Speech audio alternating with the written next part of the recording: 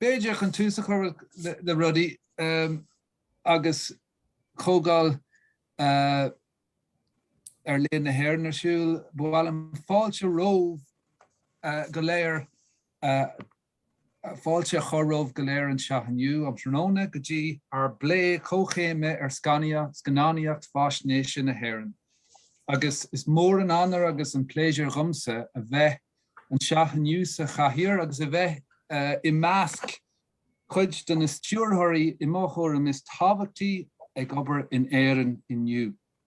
So you're all very welcome to today's this afternoon's roundtable on Irish documentary cinema. It's my name is Seán Crosson. I'm a lecturer in film in NUI Galway, in Houston School of Film and Digital Media in NUI Galway. It's my great pleasure to chair this session today and to be among people I hugely respect, three of the finest documentary and also not just documentary, as you'll hear in my brief introductions to each of our contributors today. They're people who've worked across a range of platforms, of media forms, and have made extraordinary contributions in each. Before I introduce our contributors today, I just wanted to firstly to thank Andre Radvan and the entire team behind EFACIS 2021 for the extraordinary job that they've done in bringing the conference together, in the wonderful sessions and plenaries we've already experienced, and in including a session like this dedicated to film and to documentary in Ireland. I also want to thank the IFI, the Irish Film Institute, for their generosity in allowing access to the three remarkable documentaries that I hope many of our attendees today had the opportunity to watch before this session, because I'm sure they will provoke comments and questions later on today. And of course, I want to thank above all our contributors for agreeing to participate in today's roundtable. So, my plan is just before I introduce our contributors, we're going to have a rather informal conversation about process, about what brought them to documentary and their own particular perspective on documentary and approach to documentary. Before we'll look more closely at the three documentaries. Tomorrow is Saturday, The Great Book of Ireland and Henry Glassie Fieldwork, which hopefully you've seen, and we'll have the opportunity then, you, the attendees, to also ask questions. In terms of asking questions, if you wouldn't mind using the chat function, and you can post your question there during the session, and then towards the final, say, 15-20 minutes, I'll invite you to turn your camera on and you can ask your question directly if you wish, or I'm happy to ask the question if you prefer. So our contributors today, Alan Gilsenan, Gillian Marsh, and Pat Collins. Alan Gilsenan is a multi-award-winning Irish filmmaker, writer, theatre director. In addition to the documentary, which hopefully you've had a chance to see, The Great Book of Ireland, his widely diverse body of work extends across documentary, feature films, and experimental work, from his groundbreaking and seminal 1988 documentary, The Road to God Knows Where, which is still, I think, one of the most significant works to emerge from that period, and still is a key work to understand not just film, but indeed Irish culture and society in that kind of that challenging moment of the mid to late 1980s. Further work include the feature film Unless, with Catherine Keener in the lead role and based upon the final novel of Carol Shields, the hugely successful cinema documentary Meetings with Ivor on the life and work of the groundbreaking psychiatrist Ivor Brown, a central figure in Irish mental health for many decades. The experimental film A Vision, A Life of W.B. Yeats, the drama documentary Eliza Lynch, Queen of Paraguay, and the award-winning The Meeting, described by Hot Press as one of the year's most powerful films on its release, a feature based around a real meeting between a woman and her rapist, in which remarkably the victim, Alva Griffith, plays herself. Alan's theatre work includes his own adaptation of John Banville's The Book of Evidence, the Kilkenny Festival and the Dublin's Gate Theatre, Samuel Beckett's Footfalls at the Gate Theatre and London's Barbican Centre, Knives and Hens by David Harrower at Dublin's Smock Alley Theatre, and a dance theatre piece, The Burning House at the Dublin Dance Festival 2012. He's also served in a wide variety of important roles on the Irish Film Board, as chairman of the Irish Film Institute, as chairman of the Screen Producers Ireland, and as a member of the board of the International Dance Festival Ireland. Gillian Marsh, for the last 30 years, Gillian has been successfully producing and directing both broadcast and corporate productions throughout America, Australia, and Europe. Following the completion of a communications course at Rathmines College, Gillian worked her way to the corporate world of America, to Australia, and back to London. She finally made it home to work in Ireland with MD Productions, producing series including From the Horse's Mouth, Myths and Legends, and a profile on John Hume with Olivia O'Leary.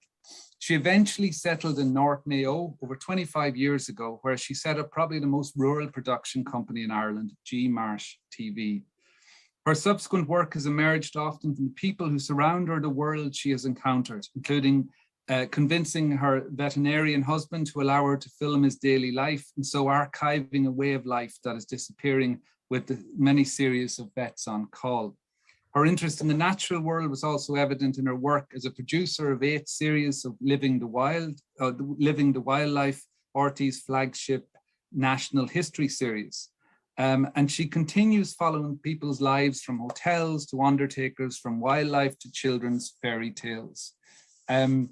Her talent for creative programming with a rural edge has resulted in a continuously impressive wealth of commissions from RTE, TG Cathart, and Setanta Sports. In addition, G Marsh TV has had various productions broadcast on international channels, including Channel 4, UTV, Discovery Channel, Discovery Europe, Asia, and SBS Australia. Her work reveals, above all, a passion to tell human stories, which I think is very evident in Tomorrow is Saturday, the documentary featured at this conference. In addition to that documentary, previous productions include, as producer-director, The Funeral Director, winner of the Royal Television Society Best Feature Documentary in 2021, and described by the Irish Times as, quote, an exquisite, profound portrait of a profession. Our third contributor today is Pat Collins. Pat is an award-winning director of over 30 films to date. Particular focus of Pat's work has been on creative artists across a wide range of areas. He's made films on the writer John McGahern, the poets Michael Hartnett and Nuala O'Connell, and the Connemara-based writer and cartographer Tim Robinson, as well, of course, as the folklorist and writer Henry Glassie, the focus of the documentary screened as part of this conference. Abbas Kiarostami, The Art of Living, was picked up for an international distribution in 2004 by the French company MK2, and his 2017 feature film, Song of Granite, focused on the life of the traditional Irish singer, Joe Heaney. It was the Irish nomination for the Best Foreign Language Oscar in 2018. And Fionnuala Halligan, chief film critic of Screen International, wrote the film, in an era of safe filmmaking, especially within the artist sector, it's rare to view a title as formally audacious as Song of Granite. This formal audaciousness was already evident in Pat's remarkable 2012 feature film, Silence, which follows the journey of a sound recordist from Berlin to his Donegal home in search of landscapes free from man-made sound. Recipient of the Michael Dwyer Discovery Award at the 2012 Dublin International Film Festival. Recently, the Irish Times listed Silence, Song of Granite in the top 20 best Irish films of all time.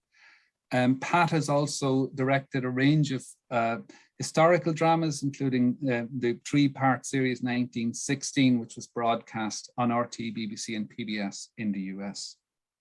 In addition to his documentary and feature film work, he's also produced a range of experimental film work screened internationally, including at the ICA in London, the Rencontre Internationale in London and Berlin, and the Visual Carlow and numerous Irish and international film festivals. In 2012, the Irish Film Institute curated a mid-career retrospective of his work to date, noting that, quote, viewed together, these fascinating screen works offer a unique snapshot of Ireland at the turn of the 21st century. So thank you, Alan, Gillian, and Pat for being with us today. I want to begin, if I could, by asking each of you just a question about, and I've described the extraordinary work and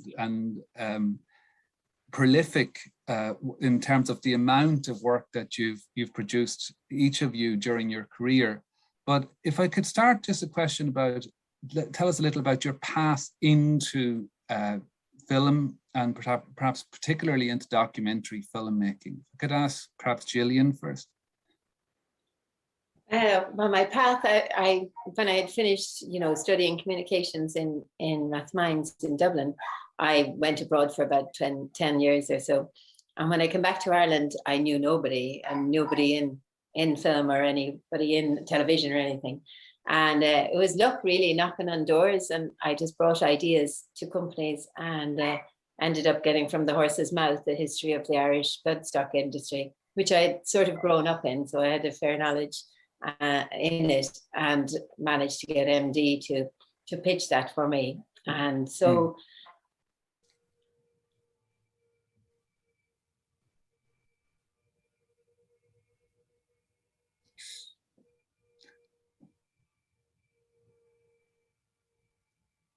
I think we might have a technical issue there with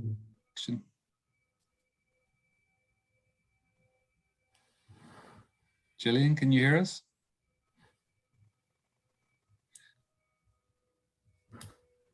So rural broadband. Yeah, rural Mayo, exactly. This is an ongoing issue in Ireland, is the challenges when you live in rural Ireland and having a stable connection. Hopefully Gillian can rejoin us. I think our connection has just dropped there. Perhaps while we're waiting for Gillian, if I could move on, Pat, you've come on my screen here. If you'd like to talk a little bit about your path in the documentary film. I know you came from a very different background in some respects.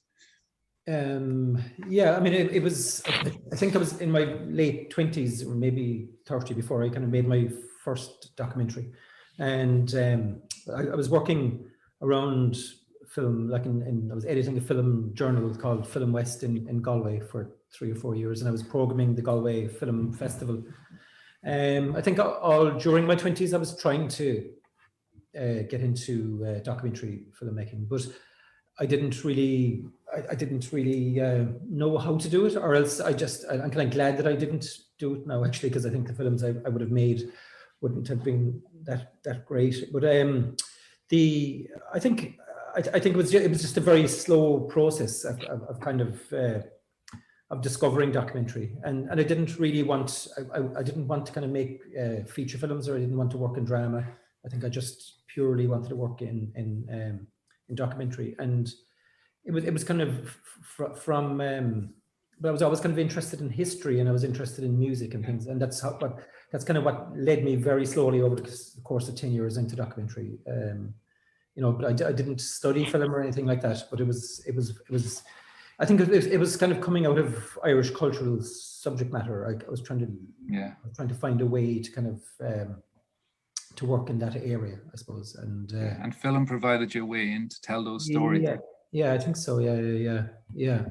And I think a lot of people involved in film that I've met over the years, wanted to be involved in music, and it didn't work out for them, and they went into film or something, or maybe 20 years previously it would have been poetry, or it would have been maybe theatre.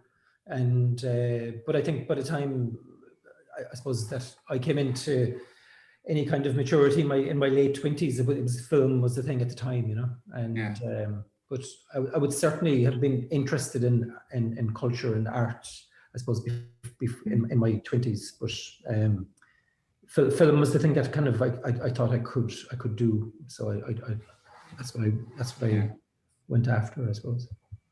Great.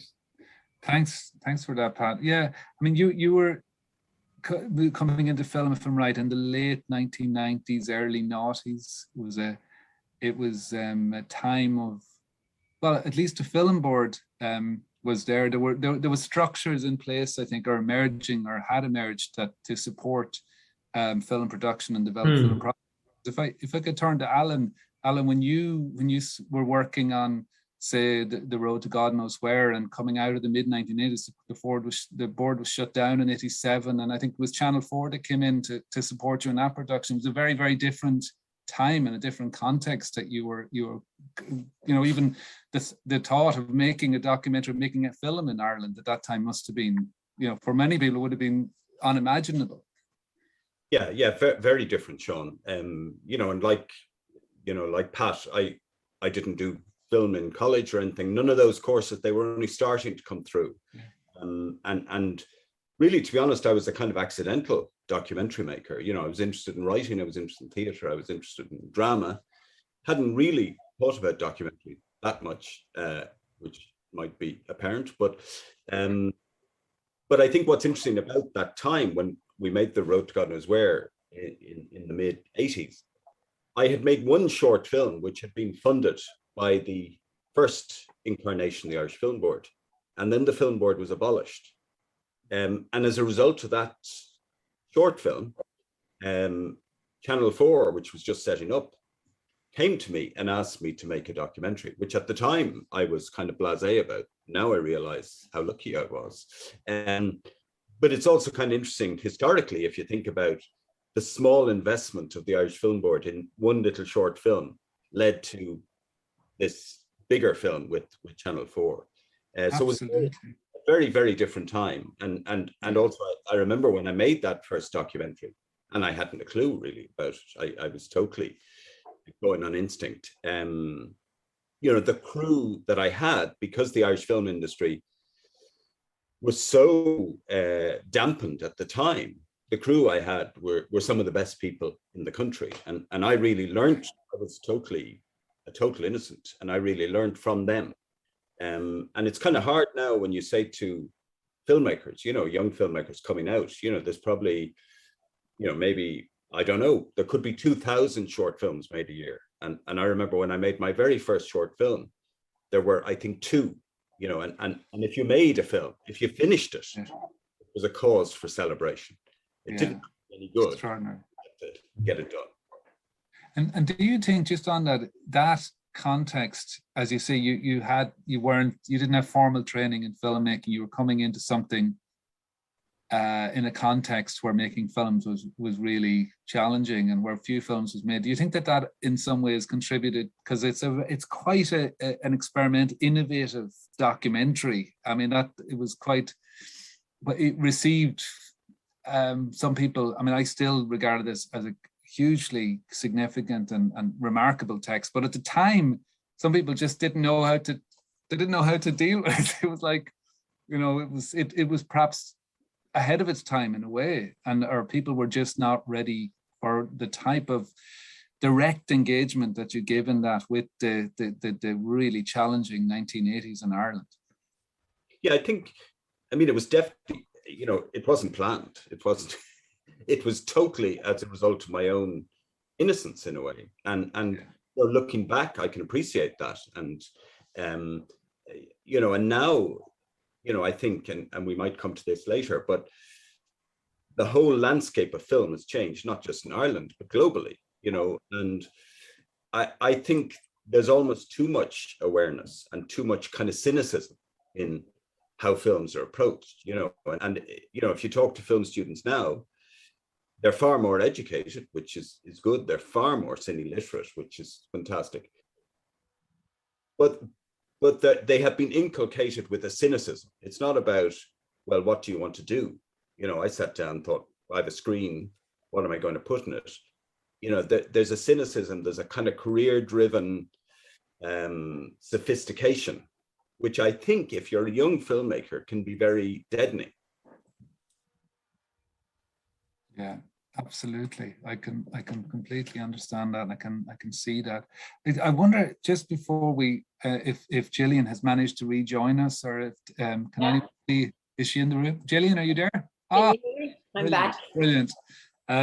Sorry, Gillian, I think we were just giving out there about rural broadband in Ireland. So you're a victim of that, perhaps, where you are. Are you speaking to us from Mayo at the moment? Yeah, I'm from Mayo. I'm right out in the countryside. We still have a radio link. We don't have, the fibre. The fibre comes down the road about 1 kilometre, but it won't be up here for 7 years, I'm told. But oh my God. But it's a bit slow. We're right out. We've a kind of road with the grass up the middle of the road where I am. Sounds like we're from in Cavan as well. I'm very familiar with that context and the challenges that we have there in terms of internet connection. Like, just to go back, Gillian, because I know you were just beginning and we were cut off. If you wanted to say a little bit more about that progress and how you ended up working in film and working in documentary film in particular. I think it was, it was luck in lots of ways, and quite like Alan there. Like, I mean, I got an idea off the ground with quite a big company eventually, put one of my ideas forward to RT, and I got the opportunity to produce it. At the time, I had nobody knew who I was or anything, so I couldn't, and I had nothing. I'd made nothing, so I didn't get to direct it directly. But I was lucky because I worked with some of the best like film cameramen and soundmen in the country, and learned a bit like Alan. You just suddenly found you were working with such fantastic crews. I kind of absorbed everything, and I love making, just telling stories and working on things. While I was in MD, I found a letter for the Geological Survey of Ireland wanting to make a 150-year series, and anyway, I knew I had to try and keep myself from work. So I said, can I put in a treatment for this? Not knowing anything about geology, but I was very lucky to have marched in and got it. Like, I remember presenting just behind Eamon the Butler and thinking, oh my God, what am I doing here? But I think I kind of hadn't actually as a lot of knowledge in my head. So I was there to tell a story rather than worrying about what way I was going to shoot it or what I was going to do. At the end of the day, I had rocks, they were gray, they didn't move. How was I going to make it interesting? So, yeah. And I suppose it's sometimes some way I might work off the, on the fly rather than being totally organized and everything. But it's, I just kind of work on trying to tell a story the way I'll understand it or the way, it'd be enjoyable to tell. So I suppose the story is all really behind me. That's what drives me, basically.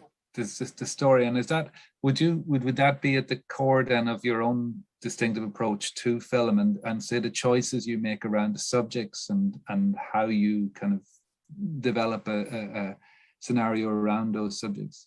Yeah, a lot of times, I kind of, will be driven on the individuals and things. Like, if I would suppose the story is interesting. I mean, there are a lot of programs I've made that mightn't have been the love of my life or the one I was going to do, but yeah, I'd be driven very much on stories, and I tend to pick things that might take a bit of time, that you're not going to get it all out. Like a story like Tomorrow is Saturday with Seán, it evolved a lot through the filming and the storytelling and the approach, to try and get his personality through, because that's what I really wanted to capture. Yeah, rather absolutely. Than just, the fact. Yeah, no, extraordinary, and we'll come back to that, Charlie. But it's extraordinary, the insight, the access I said earlier before you have in that documentary in terms of Seán's life, career, and remarkable talent as well. I think access is one of the most important things, Yeah, absolutely. I might, if it's okay, I might bring in Alan and Pat on that question as well. Just a little bit about your own, the way in which you approach, or what is it that kind of guides you in terms of the projects, the decisions you make around the projects you choose and how you approach those projects. Alan, perhaps if you wanted to feel that. Well, Seán, I think for me, it's very instinctive. Why I do something is why I choose a subject, or is usually some sort of gut feeling. I think also you have to have some curiosity. You have to think, I want to know more about this. And sometimes I don't quite know why I do. Sometimes it's like an attraction, you're drawn to something. Sometimes you want to know, sometimes just a gut feeling. Sometimes it's something personal that's happened in your life that sparks an idea. And then in terms of the process, and for me, this is a bit of an article of faith, which I know frustrates funders and producers and all the serious people, is I'd be a great believer in discovery, in that the process is about discovery. It's not going in knowing what you want. A lot of people think directing is, what do you want? It's going to look, it's going to find, it's going to listen, it's going to learn. And in that process, if you connect to that, and it takes a bit of, concentration and effort, which things that don't come naturally to me, but if you connect to a subject in terms of listening and looking closely, it will reveal itself to you. So I don't really believe in this idea of kind of imposing a story. I want to find something out, and a lot of that is a kind of instinctive thing, which I know sounds kind of vague. Well, it is vague, but that you go on a journey. Every documentary is a kind of journey. It's a kind of searching, and the story comes out of that. Your job is to find it, and it's not necessarily where you start it, that it evolves. And I think that's kind of more interesting. And and I think that, maybe harking back to what I said before, increasingly that's become a bit of a lost art. The idea that documentary is, in some old-fashioned way, like Gillian was alluding to, is about finding out the truth, or a truth, or your truth, or a sort of truth. I think there is a real trend now that documentary has tripped into kind of creating truth and manufacturing truth. That it seems now every feature documentary aspires to be a Hollywood thriller. And it's about imposing a structure, some sort of dramatic structure, which may be of no relevance to the subject matter, but it makes for a good product. And I think we're at, in lots of ways you could say we're in a golden era of feature length documentaries. When I started, the idea that people would be going to the cinema or turning on documentaries on Netflix would have seemed a distant hope. But so in the one sense, I can see that, and that's very exciting. But part of that is that documentary has become less about finding a truth, but more about manipulating and creating a truth that's kind of satisfying in some sort of faux dramatic way. So end of rant. No, not at all. It's a huge, I think it speaks to as well the kind of pressures that are on filmmakers to make it, scare quotes, entertaining, that there's a concept of what an entertaining narrative or what is required, and often that's driving directors towards creating documentary works that are incorporated aesthetics we might more usually expect in fiction film and in kind of mainstream fiction, and that can work against the documentary instinct or what documentary perhaps should be doing or can be doing. And I think that's a real issue in contemporary film practice.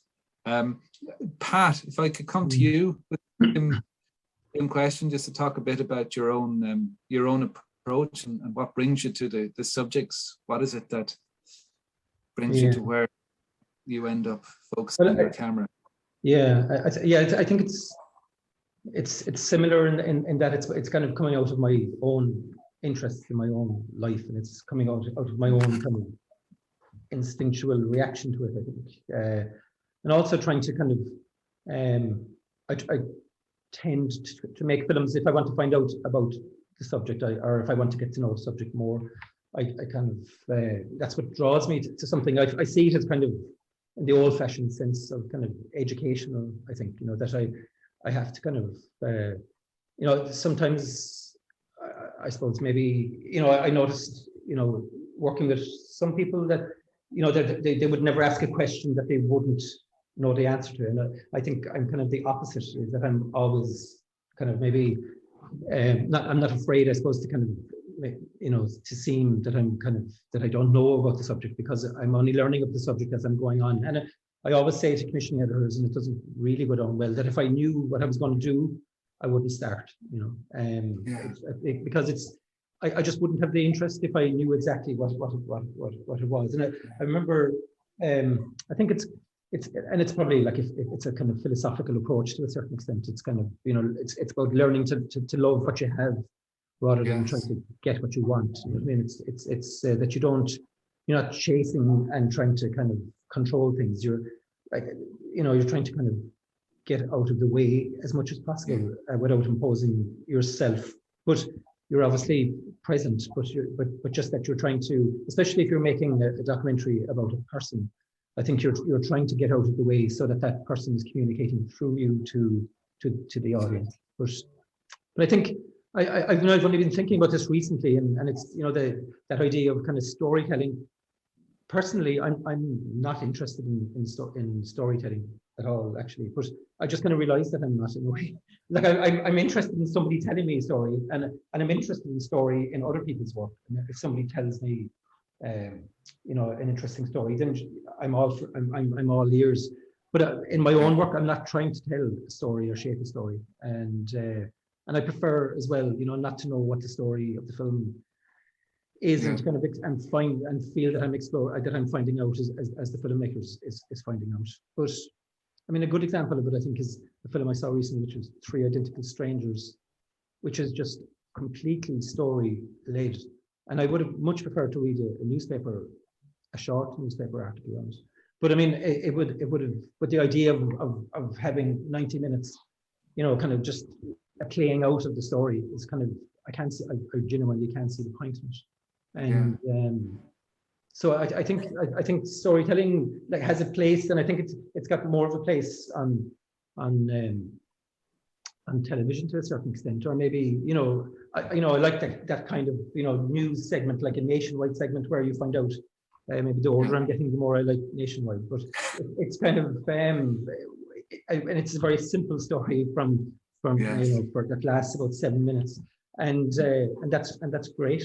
But I just think in terms of documentary making, if you're exploring the subject kind of seriously, then I'm not sure what. Like when people talk about the Irish storytelling tradition, I really don't think they meant,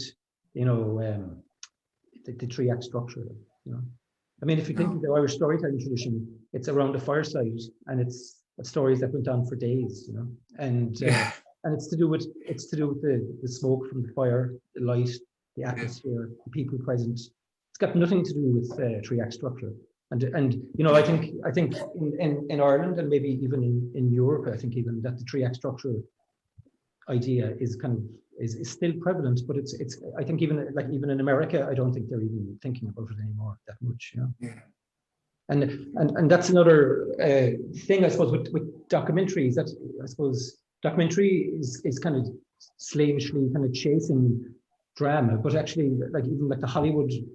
A lot of the Hollywood films are actually more honest than a lot of the documentaries that have been made. A lot of the documentaries are being made from one very narrow vantage or political view, and they're being kind of shaped in the same way that Hollywood movies are being shaped. And it's more cynical than the Hollywood movie, I think. And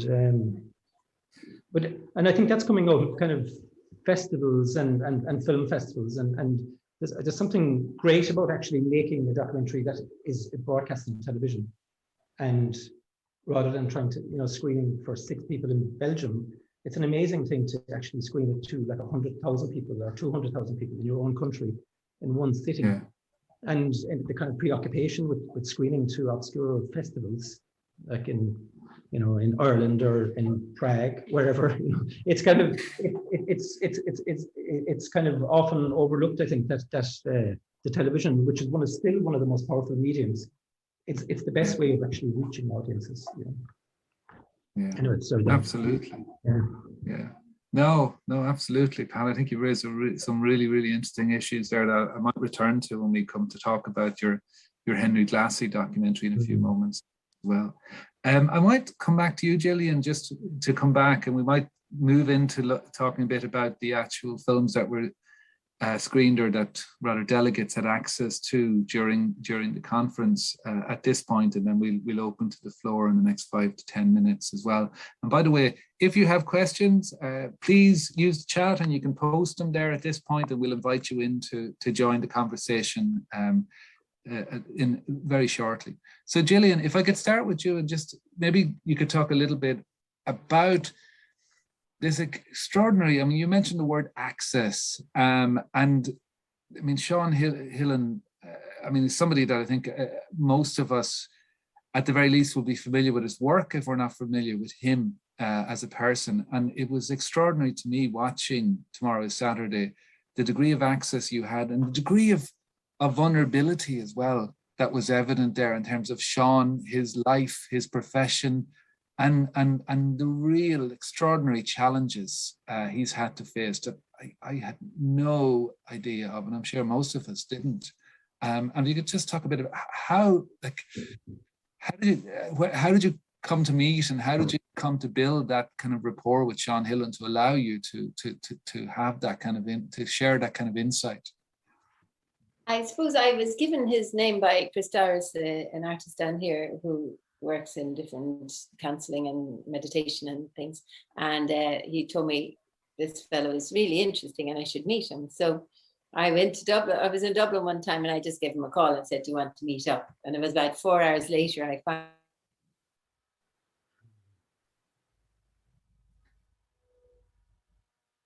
Oh no, Mayo broadband has let us down again. I hope we can get Gillian back.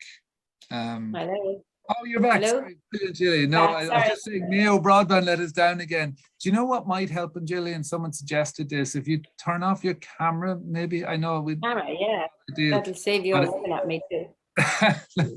But sometimes that helps when the connection isn't great. So sorry, you were just telling us about you had a friend in meditation, and so he gave me his Seán's number, and I met up with him one day, and Seán is so articulate and so eloquent, and he's just such a fantastic person. We sat and chatted for about 3 hours, and then I was there. There's been a few short. Paddy Cahill, Lord rest him, he made a lovely documentary that won, or a short on Seán Hillen a few years ago, won the Galway Film Flap, and it was beautiful. And he actually had allowed me to use it to when I was trying to get commissioned, because again, you know, you have to get a commission, so you write out this huge proposal, and you have to, you know, do out for the BAI, have the documentary as you think will happen. But you need the looseness to not have to be stuck to following what you put in your pitch.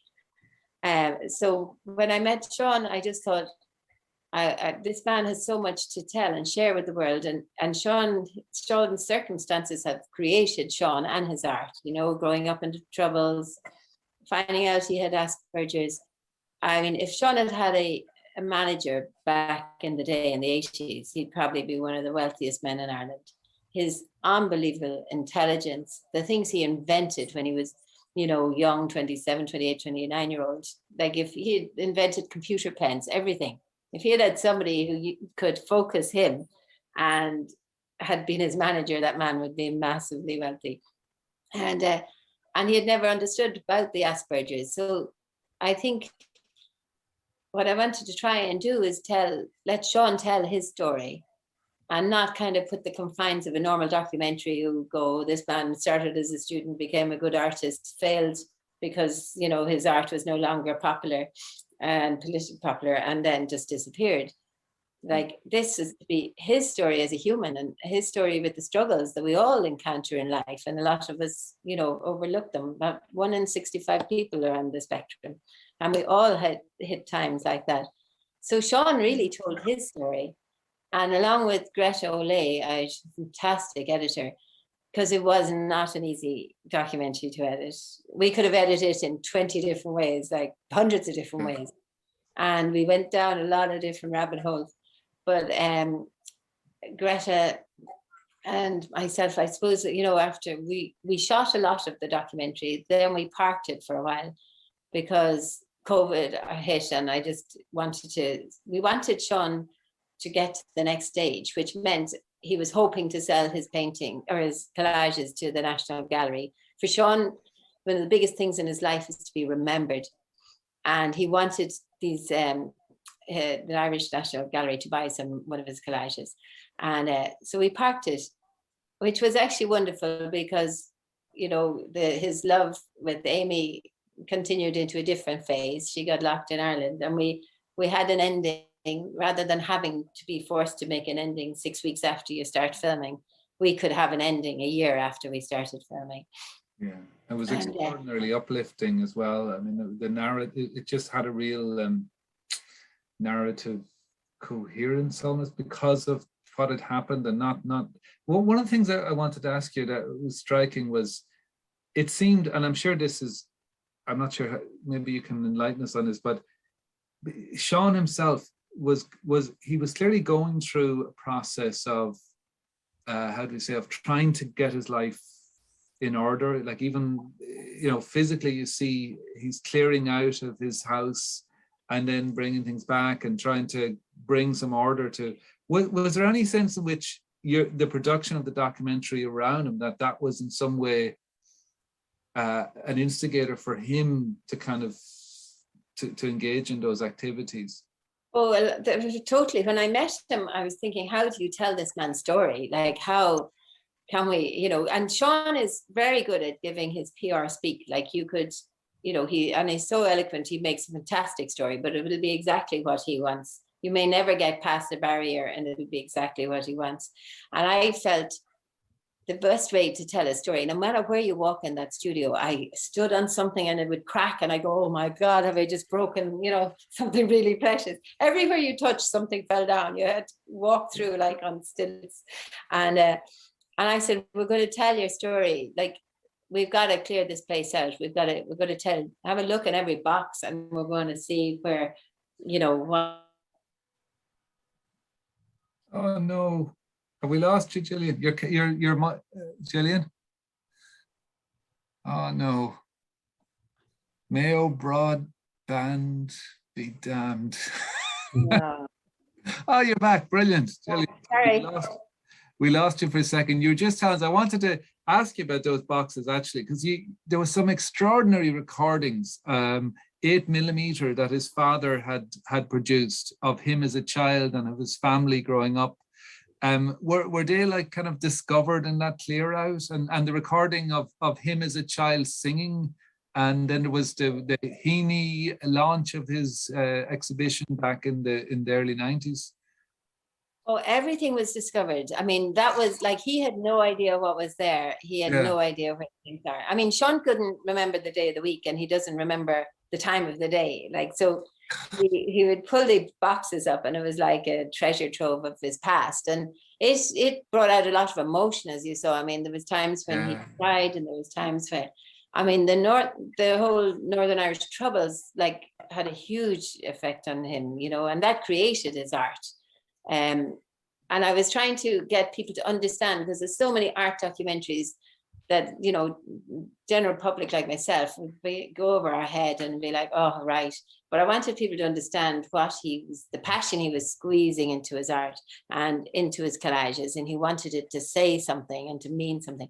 And I think he really got that across. Like, I couldn't tell that story. You know, he had to tell it himself, you know?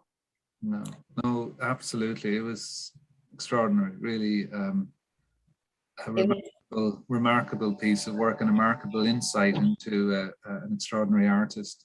I might, Gillian, so I might move on to Alan and just talk a bit about the Great Book of Ireland. I just had a couple, well, I suppose a similar question to start with. You were dealing with a remarkable subject here in terms of this publication that Theo and Jean came out of in late 1980s as well, out of a period not long after you had produced The Road to God Knows Where. And also I thought there was some interesting, they talk about at several points to talk about the gloominess. There's a gloominess about some of the images and about some of the poetry that may reflect that kind of dark period. But what was it that brought you to? Was there something there that you connected with, I guess, in terms of the project as well? Well, you know, it was quite an unusual project for me in that, you know, I was aware of the Great Book of Ireland when it was made, and I sort of Theo and Jean a little bit, and you know, it's an extraordinary artifact, extraordinary thing, and then it sort of just disappeared, and for a variety of reasons, even though there was a huge amount of fuss about it at the time. But to cut a long story short, the University College of Cork acquired it. The librarian there, John Fitzgerald, a wonderful poet, kind of saw the potential in this book and finally raised the finance. And so in a way, UCC were going to relaunch this book to an audience who may have forgotten the history of it. So there was a practical desire to kind of tell the story of the great book. But I suppose when I came to that, you know, I realized there was Tony Barry, another great Irish filmmaker, had made a documentary at the time, which I thought served perfectly. You know, it documented the process. So I felt we needed to do something else. And I thought, really, I suppose what I imagined the film would be was to make it in the spirit of the book itself. And the book is these individual pages, and that I would just make a series of stories, images, little short films that were like pages, like electronic pages, digital pages from the book that would kind of respond to the book, but also, you know, in some way tell the story of the book.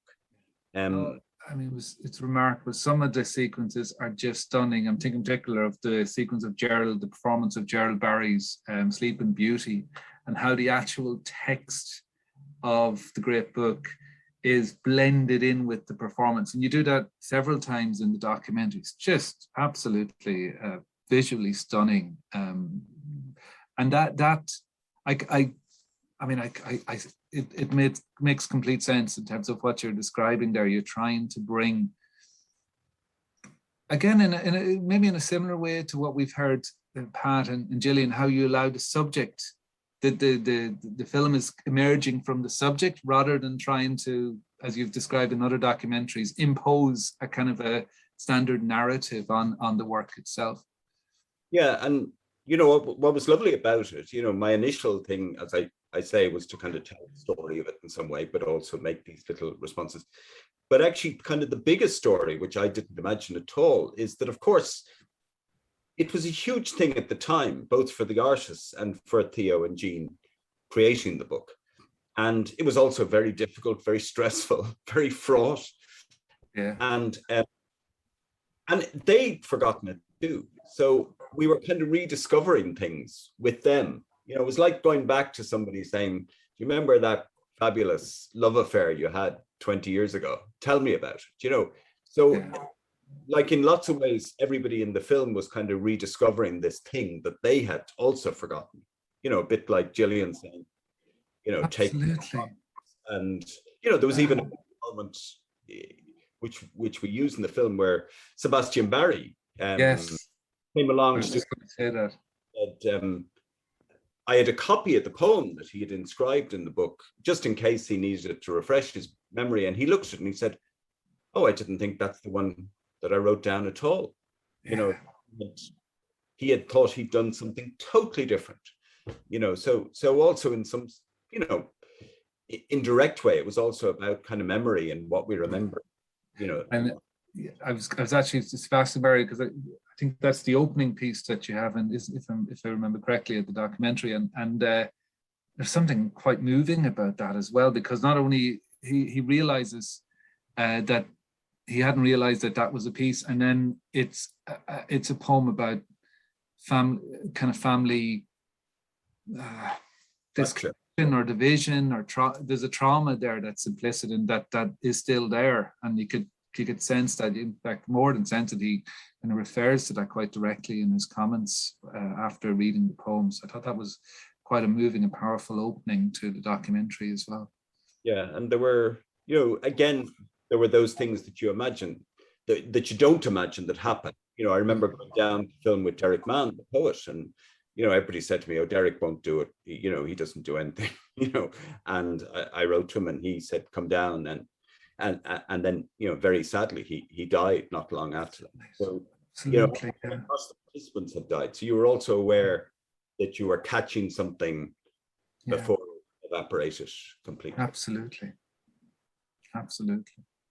Thank you for that, Alan. I might now turn to Pat, if that's okay, and we could talk a little bit about Henry Glassie fieldwork. I mean, Henry Glassie is somebody that I imagine many of the attendees here will have encountered, particularly through his extraordinary book, Passing a Time in Ballymena, and that kind of revelatory text about the rural culture of a small village in Fermanagh, and the music and the kind of storytelling traditions there. So it was extraordinary in your documentary, Pat, to the manner in which, again, like we've heard described as well, the story emerges from his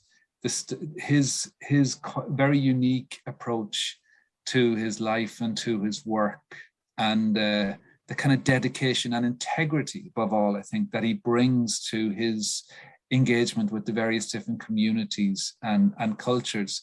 And in terms of your own, perhaps I'm anticipating your answer slightly there, in terms of what was it that brought you to Henry Glassie as a subject, or how did this project come about? Yeah, I mean, I heard him speak on RTE Radio 1 one night with Vincent Woods on an arts night was the name of the program, and I think I was driving back from a shoot, I think, and there was a sound man who was on the shoot, was in the car in front of me, and we were both listening to the radio, and there was an ad break after half an hour. We rang each other and we said, are you listening to Radio 1? And we said, it's the most extraordinary character talking, and it's American. And it was just one of the best interviews I've ever heard on radio. And so about a year later, I think I wrote to Vincent Woods and asked him for contact details for Henry. And I think over the course, he didn't do email and he didn't have mobile phone, and still doesn't. But so I had to write him letters, and over the course of maybe 5 years, we wrote back a few times. And like he wasn't that interested in a documentary being made, I don't think. It just didn't. He didn't want to be the kind of anything maybe to distract him from his own work. And but I suppose it was his philosophical outlook and his approach to art, and the kind of the democratic way that he approaches art and talks about art and writes about it, that made me feel. I suppose it made me feel that it was that he had something very important to say, and his books, I suppose, maybe are a little obscure. I mean, they're not obscure in the academic sense, but they're, the general reader doesn't, I suppose, maybe get the opportunity to come across his ideas that much. So I kind of, it was one of the rare occasions where I kind of felt that I wanted to kind of get his ideas, to a wider audience, because I think they're so positive, and I think that and they're so kind of empowering for the ordinary person who creates art in a local situation, and that it doesn't have to be about the artist who's kind of selling a lot of work, in Manhattan or London or wherever, that the real important work is the stuff that's being done locally, and it's nothing to do with the commodification of art. It's all to do with the kind of practice of just making. And I suppose that was it really, was that kind of, and I wanted to learn as well, getting back to my earlier point, I kind of wanted to find out, I wanted to learn myself from him, and sometimes you pick people who you feel you can learn something from, and that's kind of, you have I remember making the documentary on John McGahern, which somebody actually asked me to direct. It wasn't something that I originated myself, but I felt I learned a huge amount making that film. And it's the same with Henry Glassie as well, that it's a kind of a unique opportunity really to kind of study his work, think about the things that he's thinking, and to spend like a year or and maybe 6 months in it, just actually concentrating on that. It's a kind of it's a real luxury and a privilege, you know. So and that's kind of, I suppose, that's what drew me to him, you know. And he was again, it was trying to kind of figure out a way of trying to get out of the way so that he could communicate with the audience. And it's for even when we shot in Brazil for 10 days, and we couldn't even, at the end of it, we didn't even almost have any shots of him on camera after 10 days in Brazil. Every time we'd film, he'd just slip out of the frame. And so it was really kind of challenging to see. He said he didn't care if he was in it or not. And that's actually reflected in the film, because he doesn't really appear that much. I was going to say that, Pat. I'm just conscious of the time here. Andre, do we have like 5 minutes, or are we really tight on time? Or you're absolutely fine, because there's no other event following. Okay, this one, so great. Thank you. Thank you. Brilliant. Thanks, Andre. That's great. No, I was struck by that, Pat. I mean, it's one of the things, and maybe that explains, but I imagine it was something that developed organically as well in the production. But the whole opening sequence is that wonderful, lengthy sequence of the artist at work in the studio creating this kind of statue. And it's, I don't know, is it 20 minutes? It's well into the doc before we encounter Henry Glassie. Like and in a way that Henry, I think, would respect and would endorse that. And it's not about him ultimately, right? Even writes, and he says that himself, it's about the artist, the community that he is recording or he's living among. And I captured that wonderfully in terms of how you, as you said, he was just in the background. You see him appearing in the background along with his partner. I'm sorry, I've forgotten her. She's also Pravina. She's also a folklorist, of course. But it is that focus in on the artist at work in an extraordinary range of contexts. And that was something else that was impressive. You moved from Brazil, you're in the sequences from Turkey, from the UK, from Ireland. So it's Japan. I think there's all, it's traveling around the world. I mean, much as his work does, you know, it's extraordinary, the range of cultures that he has engaged with and has produced. I mean, he went to, after Ireland, he went to Turkey, and he went back and forward there, you know, for 10 years, and maybe he spent 2 years living there, but he might get a grant of 5,000 or you know, and he'd live in the poorest place in Istanbul, and he learned the language, you know. So it's real serious engagement, you know. It's not there's nothing kind of even with Brazil. I suppose Pravina was working with him on the book, and she's Brazilian, and she's you know, fluent Portuguese, and so it's a real kind of, it's trying to meet the culture, you know, and not kind of just going in there and kind of trying to take out. He tries to kind of, you know, he's written an amazing book on Turkish art, and so it's kind of like I suppose a gift to artists in Turkey that he did do that, you know. But it's kind of it's a two-way transmission, I think, you know. Okay. I see we have a question, and I want to encourage our attendees, please, if you have a question, if you post it in the chat, and you can turn your camera on and ask it directly if you want, or I can ask the question, whichever you prefer. So if you want to post any questions you have, I see there's one here from Hedvig, our good friend Hedvig Schwal. Hedvig, did you want to ask this directly, or will I ask in your behalf, whichever you prefer? Well, yeah, I can ask myself. It's a question to Alan, I believe, about the Great Book of Ireland. Yeah, it's just that, Alan, I think from what I read on what you said about Banville, you are attracted to that which is haunting and the dark side of things. But what interested me most of all is that you said that making a documentary is like a process, not a projection, but a discovery, and something that's very receptive, not so much active. And so I was wondering, when I looked at your film on the Great Book of Ireland, it's brilliant because it's so quick that you see all the pages and you open the book up literally to us, and all. You also add a lot of literally colorful detail. But on the other hand, as you said yourself, with Sebastian Barry, it was very slow, very meditative moment, and with Nuala Ní Dhomhnaill as well, and with a few others as well. So would you say that rhythm is an important ingredient in this process of making any documentary, not just this one? Yeah, thank you, Hedvig. I think hugely rhythm is so important, you know, and I think a lot of that comes from the editor, you know, in this case, Bjorn Regilla, you know, so I always feel somehow that film is aspiring to be music and failing, you know, so I think the rhythm of how it moves is really important, and you kind of just find that, again, that's an instinctive kind of feeling out, and you know, even though I'm receptive to it, it's often the editors that take responsibility for the detail, you know, the detail of that movement. And I think certainly as I started to make films,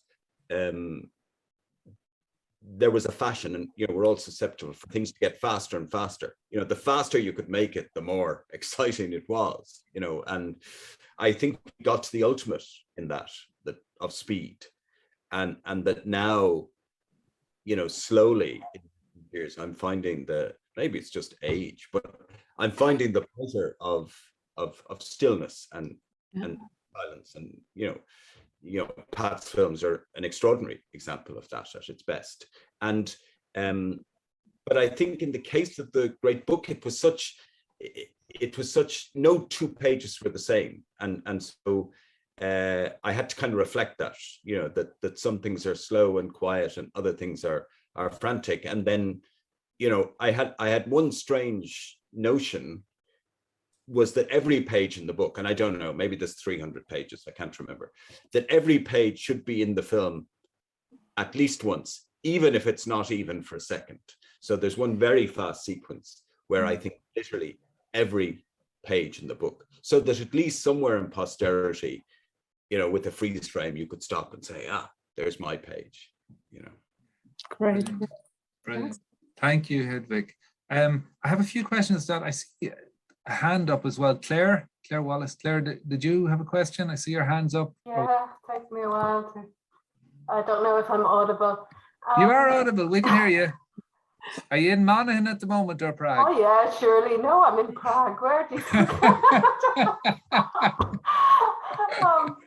No, there is Wi-Fi here. I've only watched the Great Book once, but it really struck me that there was a tension between this artifact that has some kind of timeless quality, and then the very strong sense of death and mortality that is coming through all the interactions with those who contributed to it. Especially that reading with Brendan Kennelly and the kind of close-up and seeing his spittle as he's reading. Was that a sort of something that was on your mind as a teacher in telling some kind of story about the book? Thanks, Claire. I think it evolved, partly because it was about time, partly because we were going back to something from the late 80s, and some people had died, a lot of people got older, and so that sort of emerged. But it was a very, you know, I had a real feeling that, you know, as we did it, I felt that, you know, I've known Brendan Kennelly for a long time, and you know, we went down to Tralee, you know, and he's older now, and in some ways physically weak, if not intellectually. You know, you really felt that this was, you know, these might be last moments, and you know, of public, not last moments, but last moments of public iteration. And I'm very conscious in documentary that you do that. That's important. You know, often people die and they say, oh, but there's no, you know, there was never a great documentary on Henry Glassie. Well, there is now, you know, and I think those things are are really important. And you know, I have a slight, you know, melancholy side, which is probably drawn to that. But no, it was very present with the great book. And also, I think, I remember many years ago, I did a film with the playwright Tom Murphy. And he said to me, you know, and Tom was a friend, and he said to me, look, we really only do this so there's something left behind when we die. And I think there is that somewhere in all artists, you know, and I think the people who inscribed their poems or their writings in that book those many years ago knew, you know, that this was one little mark on the universe, you know, and I think that has to be there somewhere, you know. Very nice. Thank you. Thanks, Claire. We're way over time, so we might have to bring things to a close. We have one more question, and perhaps it's a nice question to end on. It's from, let me see, it's from Stephen Boyd. Stephen, did you want to turn your camera on and ask it directly, or are you happy to ask it? I don't have my hair done, Sean. Sure. Neither do I. I don't have hair to do, or not much anyways. Hi to everybody. I'm a big fan of all your work, and actually Living the Wildlife, Gillian, I was a huge fan of on RTE, because it's not often on RTE that you get a lot of natural history broadcasting. So that's something, you know, it's a big fan of. Yeah, pretty basic question. I was just curious because you've all have amazing output, and I was wondering what aspects of your own work, or which piece of your own work, that you enjoy the most, or that provided you with the most satisfaction after you made it. That's it. Thanks, Stephen. So who wants to go first? I don't mind. Gillian? It's hard, Paul. I always believe if somebody doesn't learn anything out of your programs, you didn't do your job properly, or if it's not talked about in the pubs or somewhere, you know, that somebody goes, oh, I saw this, then you haven't succeeded. And I suppose there's a few of them. I mean, in one way, Sean Hillen and Tomorrow's Saturday has kind of shown people how what a struggle life is being an artist, or struggle life is in general, you know, for a lot of things. And I feel that he brought an awareness to that about how, you know, you can be on the autistic spectrum, but I mean, your life, it's tough. And he's told that in not a moany way, you know, it's just a real way that hits everybody, no matter who watches the documentary. Some part of his life is very similar to your own. And but the funeral director, that I wanted people to understand, because my father had died, and I Googled what to do with a dead man in your house at 3 a.m. in the morning, and they told me how to do my tax returns. And I just thought, nobody knows, like, and it's one of the things going to happen to us all. And we got so many emails, like David got 600 texts and emails just thanking him and thanking the documentary for taking the fear out of death. And they kind of makes me, that's the real satisfaction when a program might, you know, teach somebody, or people learn something out of it, or it changes the way they look at something, then I kind of feel like we've done our job. We've done, you know, we've given something back. So I suppose the funeral director probably is the strongest. We got an awful lot of, you know, thanks for that. But it was a lot of people who are struggling with hard times in their lives. And it kind of gave some people a clarity, or they weren't so afraid, and myself included. You know, I just went to Kildare and I dressed my mother's grave in a way I'd never have dressed a grave, because she just died last week, and we lined it with flowers and palms, and people came from all around because they'd never seen it done. You know, you'd see graves dressed here in the west of Ireland, but not as much in the East Coast. And I don't know, I think if it's affected people's lives, I hope that's the most satisfying thing that I get out of it. Thank you, Gillian. I know I speak for everybody here in expressing our deepest condolences on your mother's passing last week. I know it's still very sudden and very recent, so thank you. Thank you for participating in that context as well. Thank you very much. No, it was lovely to participate. Alan, if I could move on, the same question maybe to Alan, and Alan maybe first, and Pat, and we'll have to probably finish up on this. Alan? Yeah, I mean, I think I look at every film I've made, and I just die, like, and hate, right? And then you have to get over that and be proud of what they are. So, you know, and probably the ones I like best are not always the ones that get the most acclaim or thing. But really, I'd have to say, you know, my favorite film is always the next one, because maybe for once we'll make a good one. So the next one. I think you've made a few good ones already, Alan. You might be excessively modest there. But we all look forward to the next one. We always do. So whatever it is, we're looking forward to it. Yeah, I mean, it's a very difficult. It's kind of the ones that don't get made. I think you're the ones that you're kind of always.